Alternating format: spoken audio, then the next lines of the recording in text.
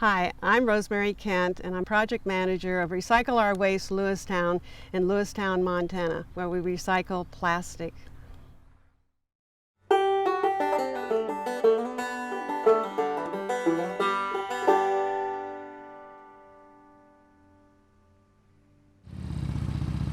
When I moved here, there was no way for me to take my milk jug and recycle it. And so I had a lot of heartburn with putting that milk jug into the trash. So I went to the city and I said, what can we do about this? And they said, well, our feasibility study says that it can't be done because it's just not economically feasible.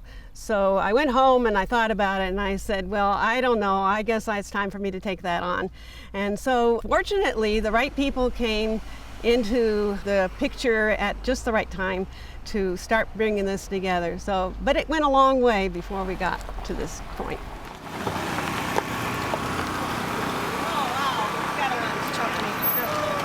I'll get the next one. We are all completely driven by volunteers in the community and through our church who decided we're going to make this work. We knew it had to be baled because we are in a very unique situation here in Montana. We have long distances between where we are here to the market, which would really eat up any kind of profit that a private company would be able to realize by coming in here. So we kept working at it. Finally, Roger said, well, maybe we can put this baler on a flatbed and we can get a generator, and we don't need to then have a structure somewhere where we have to put it and be wired and all that, and we could be self-contained. And well, that was a wonderful idea. Then we needed the money. And of course, we didn't want to be having to take the money from the government or anything like that, for where you have to be accountable.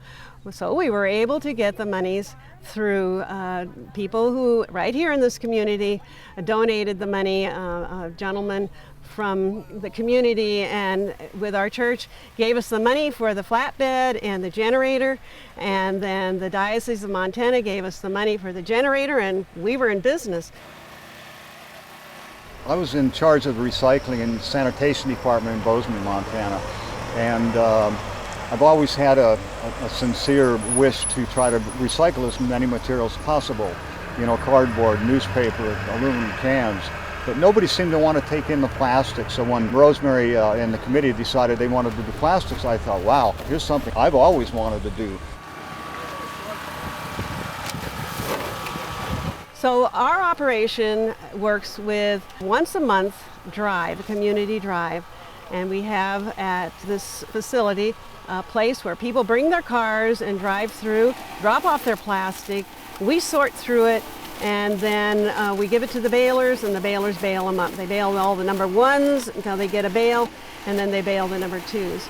And we've come from back last October when we began with something like 50-some cars going through, and we thought, oh, this is great. We've got a lot of people coming. And they were very grateful, and it worked well. Until now, this last month, we had 220 cars come through.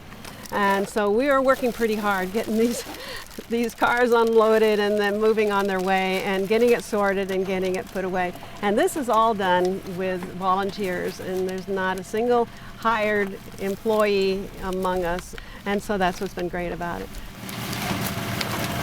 Probably get another one in, or going to, yeah, we'll put number 2 right there. Have you been here before? Oh yeah. How many times? Well, several times. The first time we came, I put all my jugs plastic in the garage, and there wasn't any place to take it. So when we came, we had to put everything in a horse trailer. They were quite impressed.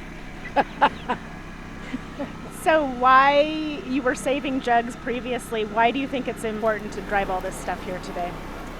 Well, I think it's important because it's, they don't decompose in the landfill. It's just filling up the landfill. So if I can bring it here and they can make something out of it, that works for me.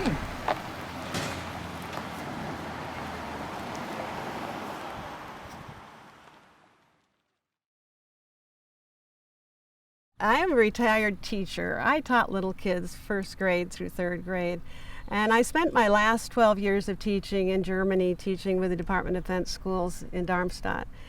Germany.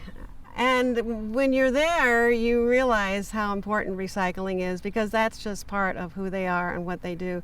You recycle, and you have your bins, and you have your 4 bins, and you have your calendar. And so this becomes part of what you do. I moved back to the United States and found that that wasn't necessarily so. It was not that accessible and that easy. Now that I'm a retired teacher, however, I haven't stopped my love of teaching and wanting to go on with that and sharing whatever it is I believe as in recycling with the rest of my community and the rest of the world. So that's my passion right now. And so here in Lewistown, the schools didn't have a recycling curriculum in place. I went to the administration and asked them, what can we do to help supplement it? Well, they said, we really don't have anything here.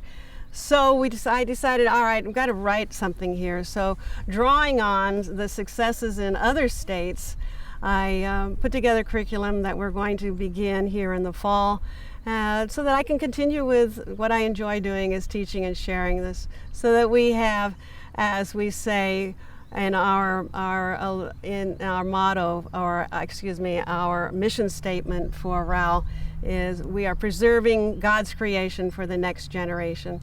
So through God's children, we can help these children take it home and teach their parents that this is what we need to do for our environment and for the future of this planet.